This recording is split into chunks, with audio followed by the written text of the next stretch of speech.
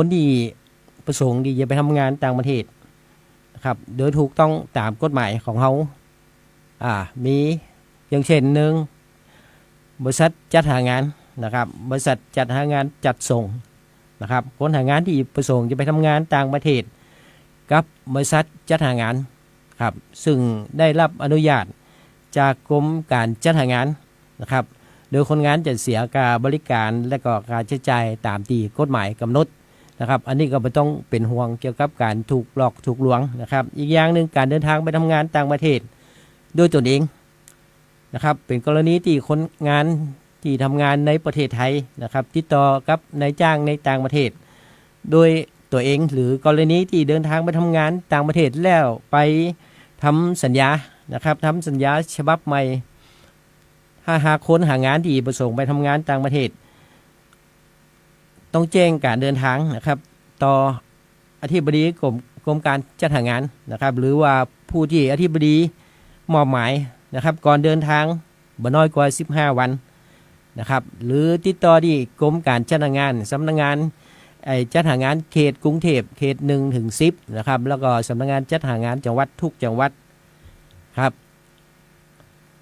ต่อไปครับกรมการจัดหางานเป็นผู้จัดส่งนะครับกรณีคนสมัครงานไปกับกรมการจัดหางานนะครับอย่างประเทศอิสราเอลอย่างไต้หวันอย่างนี้นะครับเป็นผู้ดำเนินการรับสมัครนะครับทางกรมเขาก็จะเป็นผู้ดำเนินการรับสมัครและจัดส่งไปทำงานต่างประเทศครับเกาหลีใต้หรือว่าญี่ปุ่นอิสราเอลไต้หวันหรือว่าประเทศอื่นๆที่ค้นหางานไม่ต้องเสียค่าบริการต่างๆนะครับแต่อาจจะเสียค่าใช้จ่ายที่จำเป็นเช่นค่าหนังสือเดินทางนะครับค่าตรวจสุขภาพค่าทดสอบฝีมือค่าตั๋วเครื่องบินค่าธรรมเนียมสนามบินนะครับแล้วก็ค่าอบรมภาษาและวัฒนธรรมอันนี้ในส่วนนี้คนงานต้องออกเองทั้งหมดนะครับแล้วก็นายจ้างในประเทศนะครับพาลูกจ้างของตนเองไปทำงานในต่างประเทศนะครับกรณีนายจ้างในประเทศพาลูกจ้างไปทำงานต่างประเทศนายจ้างก็ต้องยื่นคำขอนะครับพาลูกจ้างไปทำงานต่างประเทศหน้ากรมการจัดหางานหรือสำนักงานสำนักจัดหางานเขตพื้นที่1 ถึง 10หรือว่าสำนักงานจัดหางานทุกจังหวัดนะครับอีกกรณีหนึ่งครับนายจ้างในประเทศนะครับส่งลูกจ้างของตัวเก่าเนี่ยไปฝึกงานต่างประเทศนะครับกรณีที่นายจ้างพาลูกจ้างของตัวเก่าไปฝึกงานต่างประเทศจะต้องรับผิดชอบค่าใช้จ่ายนะครับในการเดินทางกลับมาในราชอาณาจักรของลูกจ้างนะครับจะเรียกเก็บเงินหรือผลประโยชน์อื่นใดจากลูกจ้างมาได้นะครับ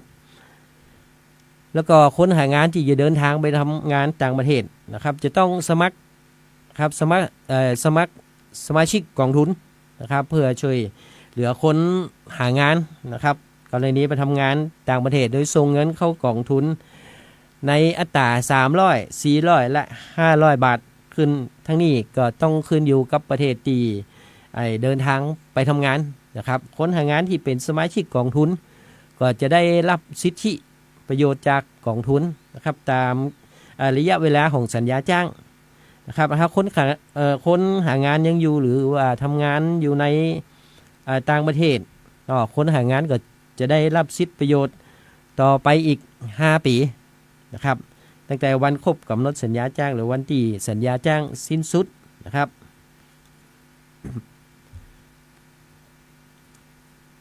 เนี่ยจะได้นะครับจึงบ่ให้ถูกหลอกอันนี้ก็เป็นคำเตือนจากท่านจัดหางานจังหวัดนะครับก่อนอื่นนะครับก่อนตัดสินใจดีเดินทางไปทำงานต่างประเทศคนหางานจะต้องตรวจสอบนะครับตรวจสอบบริษัทจัดหางานว่าบริษัทนี่ได้รับอนุญาตจากกรมการจัดหางานหรือยังนะครับสามารถตรวจเช็คข้อมูลได้ที่สำนักงานจัดหางานจังหวัดและของลำปางกับสำนักงานจัดหางานจังหวัดลำปางนะครับเบอร์โทรกับ054-265-052นะครับหรือว่าในเว็บไซต์ www.doe.go.th/overseas นะครับแล้วก็ตรวจสอบนะครับก่อนไปก็ต้องตรวจสอบแหมกำนึงว่ามีการเปิดรับสมัครไปทำงานในตำแหน่งดังกล่าวหรือไม่ นะครับอาจเป็นช่างเชื่อมช่างไฟช่างปูนก่อสร้างนี่ครับเขาก็ต้องตรวจสอบก่อนนะครับที่สำนักงานจัดหางานนะครับแล้วก็จะบดีจ่ายเงินค่าบริการหรือว่าค่าหัวนะครับจนกว่าจะหู้กำหนดการเดินทางการไปทำงานในต่างประเทศนะครับแล้วก็ตรวจสอบบัญชีผู้รับโอนหรือว่าเอกสารการยืนยันตัวตนครับถ้าชำระเงินแล้วก็ขอใบเสร็จนะครับขอใบเสร็จจากบริษัทจัดหางานไว้เพื่อเป็นหลักฐานนะครับใบรับเงินหรือว่าใบเสร็จจะต้องระบุจำนวนเงินตามความเป็นจริงเนาะแล้วก็เมื่อทำสัญญากับบริษัทเอกชนแล้วนะครับต้องขอรับสัญญาจ้างของคนหางานเพื่อไว้เก็บไว้เป็นหลักฐานตัวนะครับหลังจากจ่ายเงินแล้วนะครับแต่ยังไม่ได้เดินทางคือแจ้งเจ้าหน้าที่สำนักงานจัดหางานจังหวัดสามารถตรวจสอบได้นะครับหรือว่าก่อนเดินทางไปทำงานต่างประเทศคนหางานจะต้องผ่านการอบรมนะครับก่อนเดินทางไปทำงานต่างประเทศณสำนักงานจัดหางานทุกจังหวัดนะครับแล้วก็คนหางานนะครับที่จะเดินทางไปทำงานต่างประเทศจะต้องเดินทางผ่านด่านตรวจคนหางานตามช่องทางที่กำหนดเท่านั้นนะครับกรณีไปทำงานต่างประเทศแล้วก็มีปัญหานะครับมีปัญหาขึ้นมาเกิดปัญหาขึ้นมาต้องการจะร้องทุกข์ขอความช่วยเหลือนะครับตามพรบจัดหางานคุ้มครองคนหางานพศ2528นะครับแก้ไขเพิ่มเติมฉบับที่2พศ2537นะครับขอให้ช่วยเหลือติดตามเงินค่าบริการและค่าใช้จ่ายจากบริษัทจัดหางานนะครับในกรณีนะครับเรียกรับเงินแล้วบ่สามารถจัดส่งตัวเขาไปทำงานต่างประเทศได้นะครับแล้วก็ถึงจะไปทำงานต่างประเทศได้แล้วก็มาได้งานตามที่กำหนดหรือว่าได้รับค่าจ้างต่ำกว่าหรือได้ตำแหน่งหรือว่าสิทธิประโยชน์อื่นๆนะครับที่มันบ่ตรงกับสัญญาที่จัดหางานนะครับสามารถไปร้องทุกข์ได้ที่กองทะเบียนนะครับจัดหางานกลางและคุ้มครองคนหางานกรมการจัดหางานนะครับหรือว่าสำนักงานจัดหางานพื้นที่กรุงเทพเขต110นะครับแล้วก็สำนักงานจัดหางานทุกจังหวัดนะครับกรณีที่ขอความช่วยเหลือที่เกี่ยวข้องกับพรบคุ้มครองคนหางานนะครับ1กรณีคนหางานขาดการติดต่อนะครับในต่างประเทศนะครับไปแล้วบ่ส่งข่าวกลับมาบ้านนะครับเป็นเดือนเป็นปีนะครับขอให้ทางหน่วยงานภาครัฐนะครับติดตามคนหางานให้นะครับแล้วก็กรณีติดตามเงินทดแทนนะครับเงินประกันสังคมหรือเงินจากกองทุนประกันภัยแรงงานนะครับกรณีประสบอุบัติเหตุเสียชีวิตจากการทำงานในต่างประเทศนะครับจะมีการช่วยเหลือเกี่ยวกับงานศพกรณีคนหางานไปทำงานต่างประเทศกรณีเสียชีวิตนะครับแล้วก็ผู้ที่หลอกลวงนะครับเขาก็จะมีความผิดของผู้หลอกลวงคนหางานนะครับถือว่าเอารัดเอาเปรียบคนหางานนะครับกรณีคนหางานที่ทำงานในประเทศนะครับถ้าบริษัทเขาไม่ได้รับอนุญาตจากนายทะเบียนก็ต้องมีความผิดระหว่างโทษจำคุกบ่เกิน3ปีหรือปรับบ่เกิน 60,000 บาทหรือทั้งจำทั้งปรับนะครับกรณีคือทำงานในต่างประเทศถ้าบ่ได้รับอนุญาตจากนายทะเบียนจัดหางานกลางนะครับต้องมีระวังโทษจำคุกตั้งแต่3 ถึง 10 ปีหรือปรับตั้งแต่ 60,000 ถึง 200,000 บาทหรือทั้งจำทั้งปรับนะครับหรือว่ากรณีผู้คนใดนะครับหลอกลวงผู้อื่นว่าสามารถหางานให้ได้หรือว่าสามารถส่งคนงานไปฝึกงานต่างประเทศด้วยการหลอกลวงว่าซึ่งได้เงินหรือว่าทรัพย์สินหรือประโยชน์อื่นใดจากผู้หลอกลวงนะครับต้องระวังโทษจำคุกตั้งแต่3 ปีถึง 10 ปีหรือปรับตั้งแต่ 60,000 ถึง 200,000 บาทนะครับครับสำหรับข่าวดีสำหรับคนที่ต้องการที่จะไปทำงานที่ประเทศเกาหลีนะครับกรมการจัดหางานตอนนี้ เปิ่นกำลังจะเปิดรับสมัครนะครับการทดสอบภาษาเกาหลีและก็ทักษะการทำงานVoice System ครั้งนี้ก็เป็นครั้งที่18นะครับประเภทกิจการที่รับสมัครก็ประเภทอุตสาหกรรมการผลิตนะครับประเภทกิจการเกษตรและปศุสัตว์แล้วก็ประเภทกิจการก่อสร้างนะครับสำหรับคุณสมบัตินะครับเพศชายและหญิงยกเว้นก่อสร้างนะครับจะรับเฉพาะผู้ชายนะครับอายุระหว่าง18ถึง39ปีหรือว่าผู้ที่เกิดระหว่าง3กรกฎาคม2529ถึง2กรกฎาคม2551นะครับบ่จำกัดวุฒิการศึกษาตาบ่บอดสีนะครับสุขภาพร่างกายแข็งแรงสมบูรณ์บ่เป็นโรคต้องห้ามของเกาหลีนะครับเช่นไวรัสตับอักเสบบีนะครับซิฟิลิสวัณโรคครับแล้วก็บ่มีประวัติทางอาญาหรือว่าเป็นภัยต่อสังคมและความมั่นคงนะครับแล้วก็บ่มีประวัติเกี่ยวข้องกับยาเสพติดทุกชนิดนะครับมีประวัติเกี่ยวกับการถูกเนรเทศหรือว่าถูกปฏิเสธการเข้าเกาหลีหรือว่าเคยกระทำผิดกฎหมายของประเทศเกาหลีนะครับแล้วก็บ่ถูกห้ามเดินทางออกนอกประเทศนะครับแล้วก็บ่เคยพำนักอาศัยเกาหลี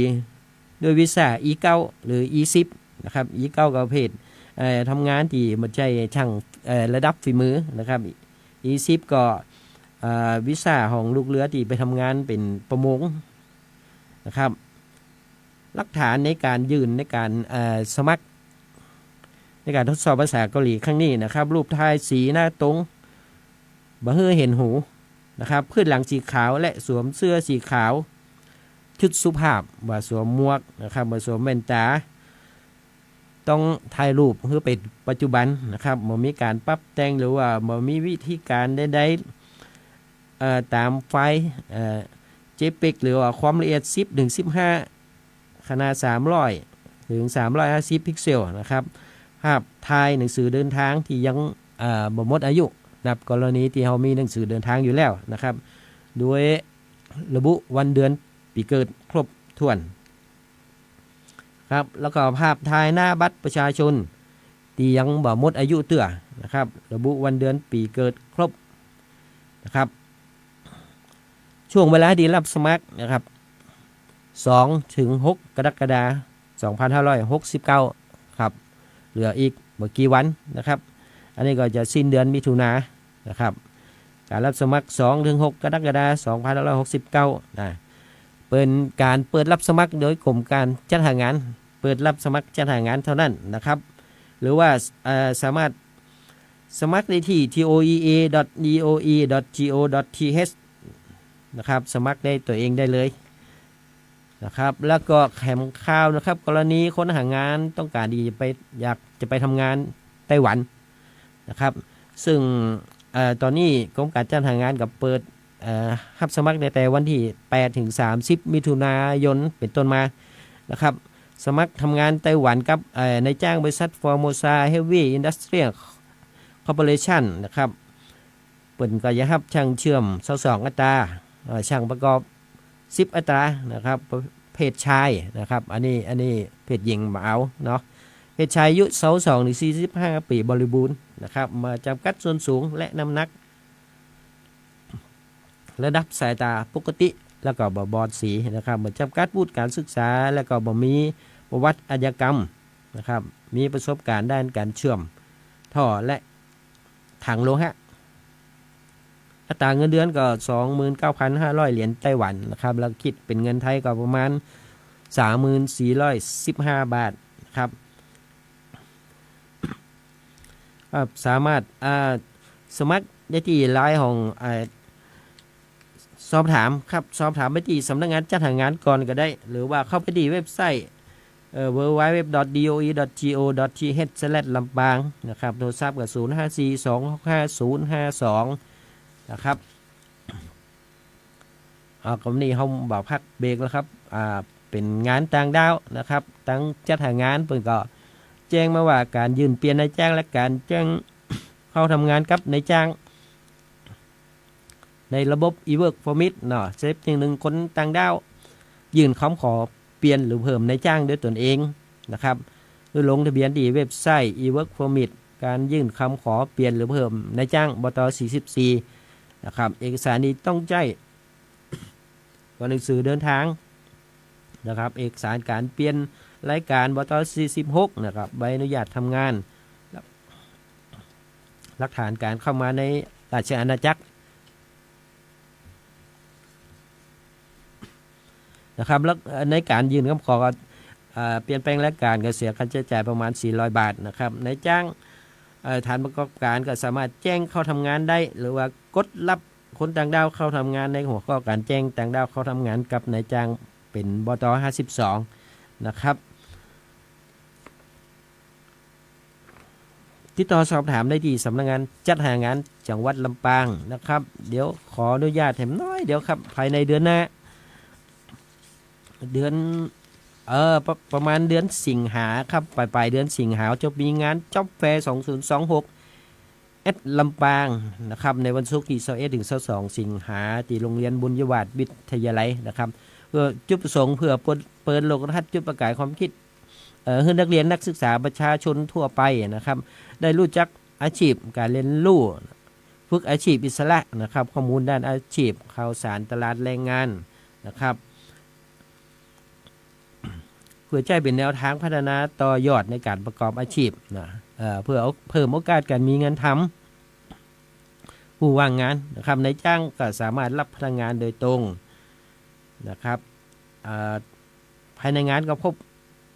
กิจกรรมหลากหลายนะครับอาทินัดพบแรงงานนะครับรับสมัครผู้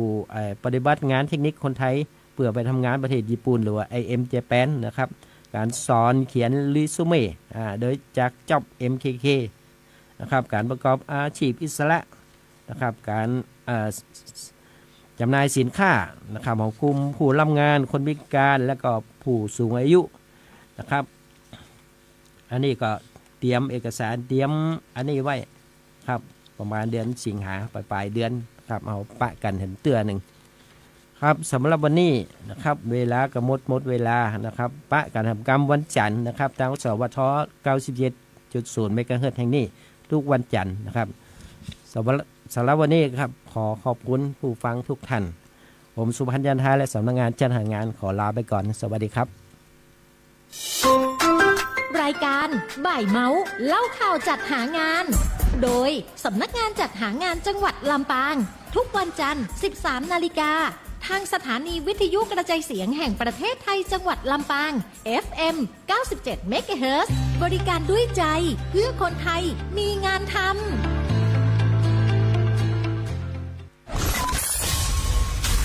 สถานีวิทยุกระจายเสียงแห่งประเทศไทยจังหวัดลำปาง